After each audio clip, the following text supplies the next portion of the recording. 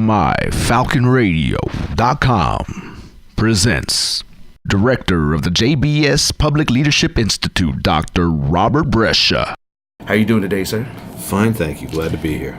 Good to have you. Great to have you here. First thing coming up with what's on everybody's mind, it's the Austin, Texas Leadership Forum. Right. Yeah. So can you tell us a little bit about that? Yes, absolutely. The Texas Leadership Forum has been going on since 1985, and that's 10 years prior to when the Institute was formed.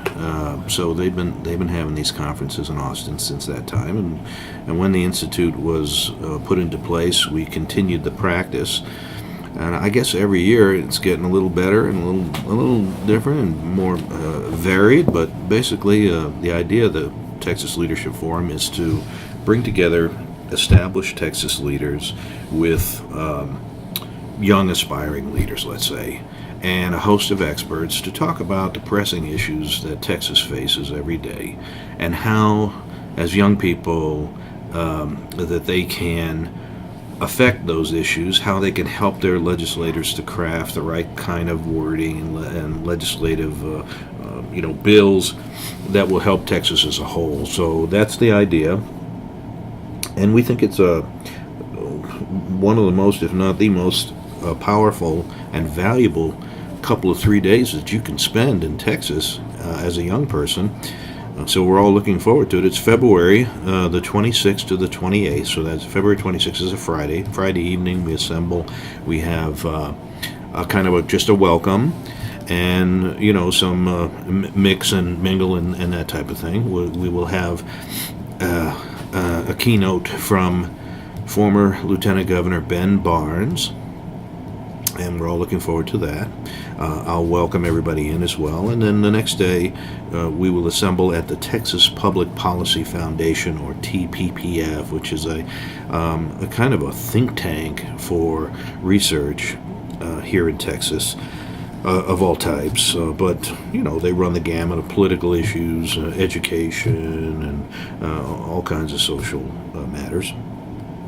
And we will use their facilities to have our conference. That'll take place all day.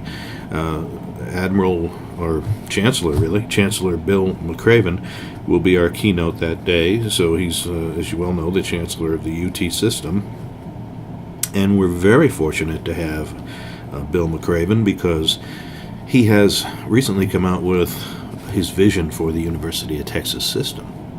And that vision includes a huge leadership component. We're happy that it does, because obviously we're believers, and we think that people should be, students and faculty and staff should be developed as leaders. So we're happy to see that, and that's why we asked him and said, well, maybe you'd want to come and tell us a little bit about your thoughts on leadership. And of course he agreed with that, so we're going to have it.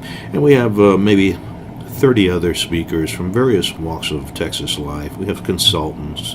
We have elected and appointed officials.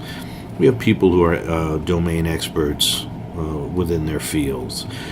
The idea of the sessions that we're going to have that day is that they are very interactive. So as an attendee, you can count on participating in a bigger way maybe than in most conferences that you're accustomed to. And we think that's the best way to learn. So I might tell you a little bit about leadership, because I have a session, so, okay. So I'm going to discuss the trends of 21st century leadership. Well, I could take an hour and a half and do that, and as a participant, you can utter a word, or I could give you a little bit, start a nice conversation, listen to what you have to say, okay, and then bounce off of that, and react to what you are saying, and hopefully others join in the conversation. We think that's the best way to learn. That evening, the 27th, which is a Saturday, we will have our annual John Ben Shepherd Leadership Awards banquet. That will take place at the Bob Bullock Texas State Museum, which is right next to the AT&T Conference Center. And we're happy to have that venue too, because it's a beautiful, beautiful museum. And there we will award the Outstanding Texas Leader for 2016, the Outstanding Local Leader, the Shepherd Pathfinder, and the Shepherd Trailblazer, those four categories. Then, after that's done, Sunday morning, we have kind of a summary and a recap, and one session.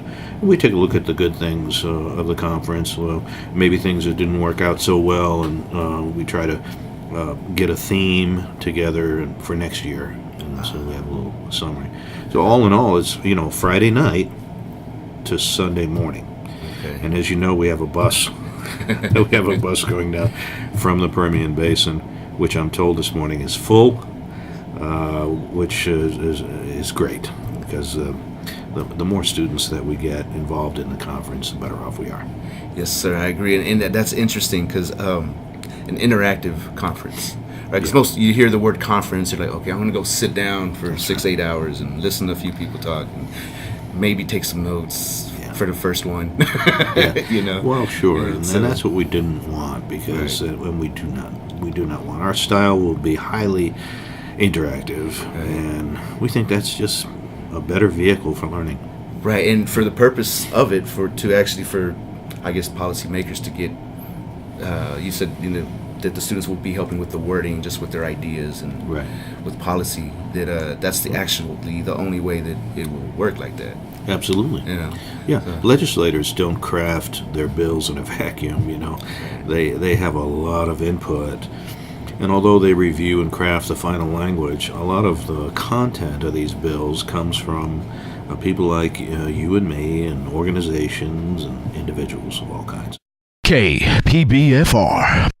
Student-driven multimedia, organically cultivated, community-oriented, and socially minded content.